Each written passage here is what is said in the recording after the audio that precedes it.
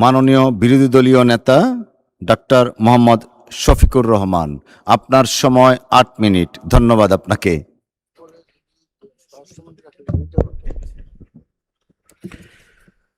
মাননীয় স্পিকার, আপনাকে ধন্যবাদ।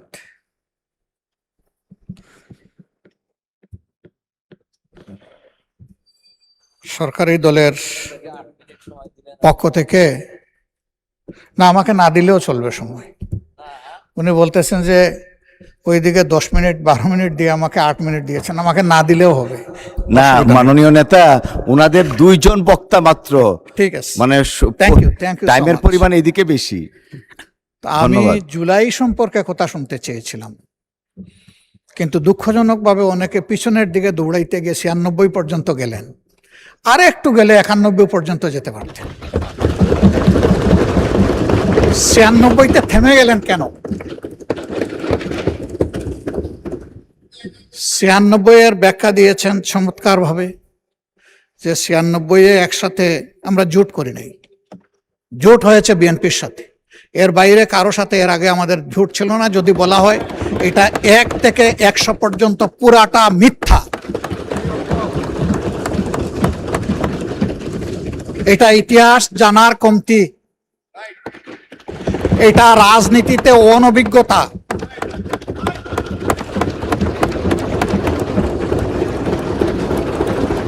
মন্ত্রিপরিষদের সম্মানিত সদস্যবৃন্দ যখন কথা বলবেন, সঙ্গত কারণেই আমরা অথেন্টিক বক্তব্য শুনতে চাই। 96 কেন হয়েছিল সেই কথা আজকে আমি যাব না, তাহলে আমিও 96-এর দিকে দৌড়াবো। সে কথা সুযোগ পেলে এই হাউসে আরেকদিন বলবো ইনশাআল্লাহ।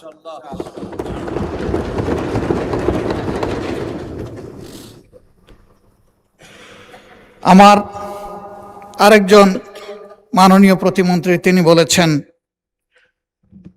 আমি বুঝেছি এটা এনসিপির দিকে ইঙ্গিত করে বলেছেন, যে তারা তো তখন ছিলেন, তখন কি করেছেন তারা, বা আরো কিছু করতে পারতেন কিনা।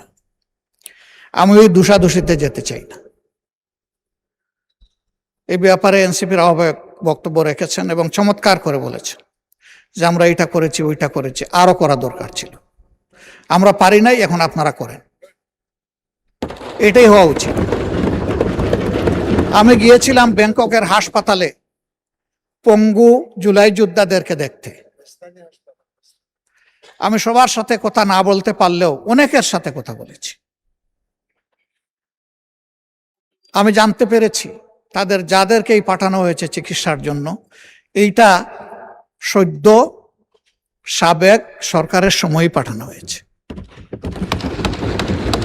কিন্তু এখনো আমাদের কাছেও আসে। আমার বিশ্বাস সরকারি দলের নেতৃবৃন্দের কাছেও যায়।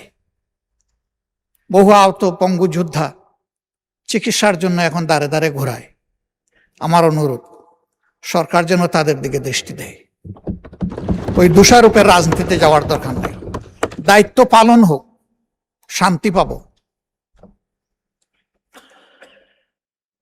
আরেকটা কথা এখানে অনেকেই বলেছেন, আমি আরেকবার বলতে চাই। জুলাই ছিল ফলাফলের সময়, কিন্তু তার ক্ষেত্র তো 17.5 বছর।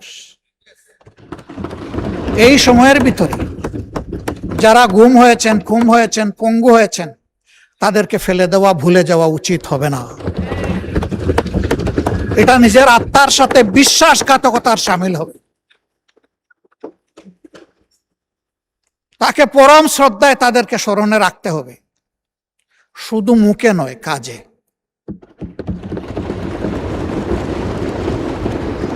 অন্তর্বর্তীকালীন সরকার জুলাইকে বিবেচনায় নিয়ে কিছু লোককে, কিছু পরিবারকে পাশে দাঁড়ানোর সিদ্ধান্ত নিয়েছে।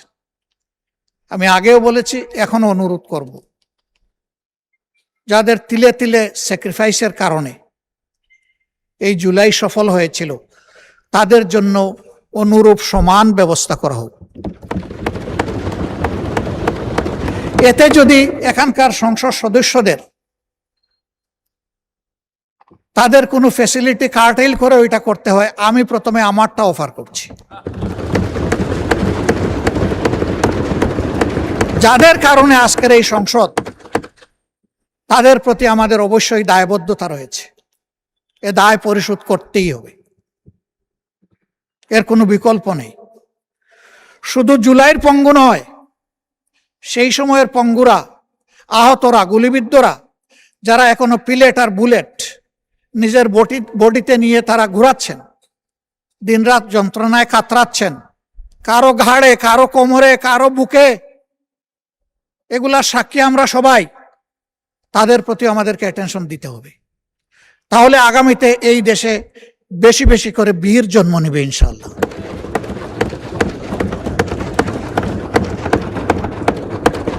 এখানেও আছেন একজন, তার সন্তানকে যখন আদালতে তোলা হচ্ছে, মা তখন পিঠ চাপড়িয়ে বলেছিল, ভয় পেও না। সেই মারা এগিয়ে আসবে।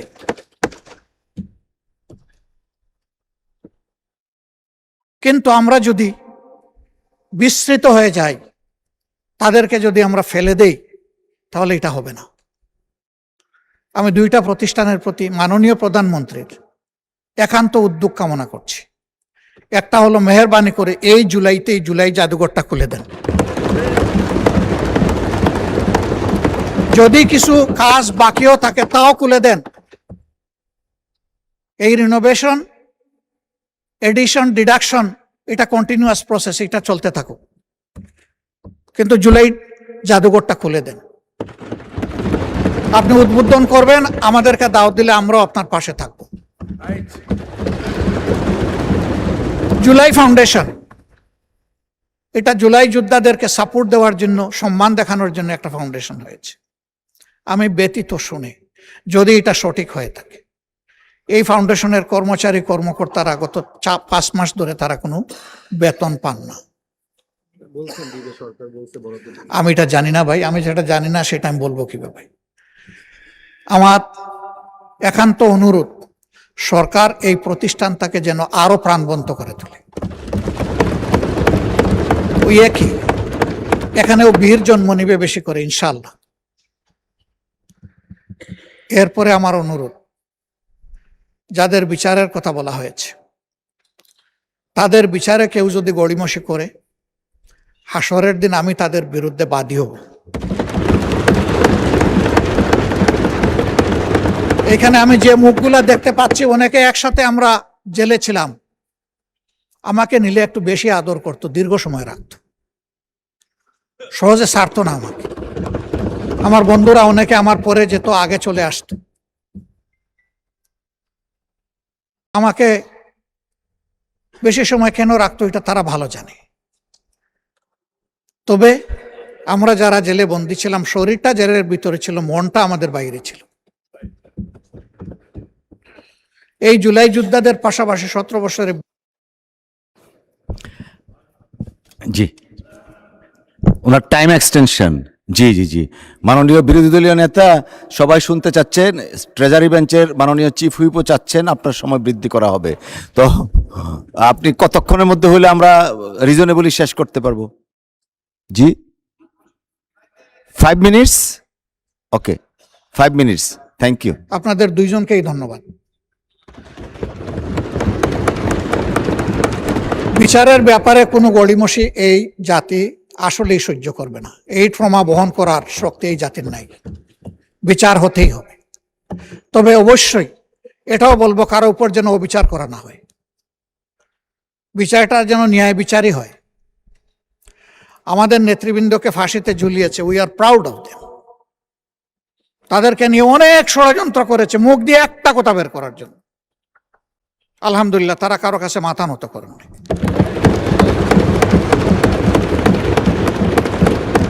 ফাঁসির তক্তার উপর দাঁড়িয়ে তারা বিজয়ের গান শুনিয়ে গেছেন আমাদেরকে। তারা শক্তি এবং সাহস আমাদেরকে দিয়ে গেছে, আমরা তাদেরকে নিয়ে গর্বিত। তারা আমাদের সম্পদ, আমি বিশ্বাস করি তারা জাতিরও সম্পদ। কিছু মিডিয়া, সবাই নয় তবে বেশিরভাগ, সেই সময় স্বৈরাচারকে ভয়ঙ্কর স্বৈরাচার হইতে সাহায্য করেছিল। তাদের ব্যাপারে কি পদক্ষেপ আগেই বা নেওয়া হলো, এখনো বা নেওয়া হচ্ছে, আমরা কিছুই বুঝতে পারছি না। বরঞ্চ তারা এখন আবার পানি গুলা করার জন্য ময়দানে নেমে পড়েছে। তারা রাষ্ট্রদ্রোহী কথাবার্তা বলছে, কিন্তু এই সমস্ত বিষয়ে অ্যাটেনশন দেওয়া হচ্ছে না। কোন শক্তির বলে তারা এটা করে আমরা জানতে চাই সরকারের কাছে। তার ব্যাপারে দুর্বলতাটা কোথায়, এটা জাতির সামনে খুলাসা করতে হবে। বর্ডারে সুড়সুড়ি দেওয়া হচ্ছে, সরকার এখন পর্যন্ত এই ব্যাপারে কিছুই বলেননি।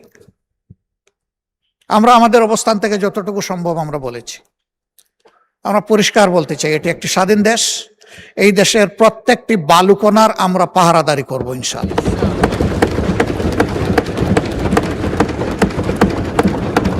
আমরা বলতে আমি বিরোধী দল মিন করছি না, আমরা বলতে এই পুরা হাউস এবং 18 কোটি মানুষকে মিন করছি।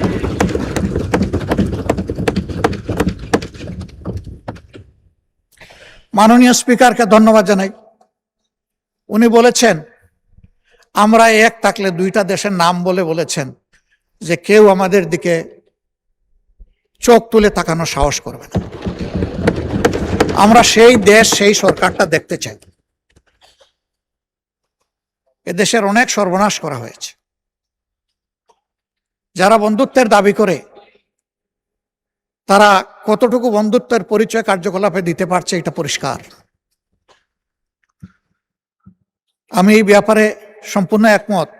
আইনমন্ত্রী বলেছেন যে এই জায়গায় আমাদের একটা কমন পলিসি, এবং সম্ভবত প্রতিমন্ত্রী জনাব নুরুল হক নূর বলেছেন যে আমাদের একটা ঐক্যমত হতে হবে, তাদের ব্যাপারে আমাদের দৃষ্টিভঙ্গিটা কি হবে। আমরা একমত। জুলাইয়ের এই 14 তারিখটা বড় সেন্সিটিভ তারিখ। এই তারিখেই আগুন লেগেছিল। ওরা দুটা স্লোগান দিয়েছিল, একটা ছিল তুমি কে আমি কে রাজাকার রাজাকার, আর একটা বলেছিল লেগেছে রে লেগেছে, রক্তে আগুন লেগেছে। এই সময়টা আমি দায়িত্বশীল সমস্ত নেতৃবৃন্দ, বিরোধী দল সহ সরকারি দল সহ আমি অনুরোধ করব, ভেরি ভেরি কেয়ারফুল। আমি ধন্যবাদ জানাই মাননীয় শিক্ষামন্ত্রীকে, তিনি একটা দুঃখ প্রকাশ করেছেন তার একটা মন্তব্যের জন্য। আসলে তিনি দুঃখ প্রকাশ করেছেন, এই জন্য এখানে আর বলার কিছু নেই, কিন্তু এটা শুনে আমার মোটেই ভালো লাগেনি। এটা যে সেন্সেই তিনি বলে থাকেন না কেন, আমাদের পর্যায় থেকে এইরকম কোনো মন্তব্য হওয়া উচিত নয়। এটা আমাদের অনেক কেয়ারফুল হওয়া উচিত দায়িত্বশীলতার জায়গা থেকে। মাননীয় স্পিকার, শেষমেশ আমি অনুরোধ করব, জুলাই এসেছিল একটা পরিবর্তনের জন্য, একটা নিউ ডাইমেনশন নেশন বিল্ড আপের জন্য। এর জন্যেই কনসেনসাস পরিষদে দীর্ঘ আলোচনা করে কিছু রিকমেন্ডেশন তৈরি করা হয়েছিল। এই জন্যই একটা গণভোট অনুষ্ঠিত হয়েছিল। সেই গণভোটে জনগণ হায়ের পক্ষে, সংস্কারের পক্ষে রায় দিয়েছিল। কি এখানে হয়ে গেল আমরা ঠিক বুঝতে পারি নাই। বারবার বলা হচ্ছে এখানে প্রতারণা করা হয়েছে। কে করলো? এই ডায়ালগে তো সবাই। যে একটু মাইকটা দেন, কন্টিনিউ করেন একটু প্লিজ। এই জন্য আমি অনুরোধ করব যে মেহরবানি করে এই বিষয়টাকে তারা অবশ্যই ইতিবাচক বিবেচনায় নেবেন।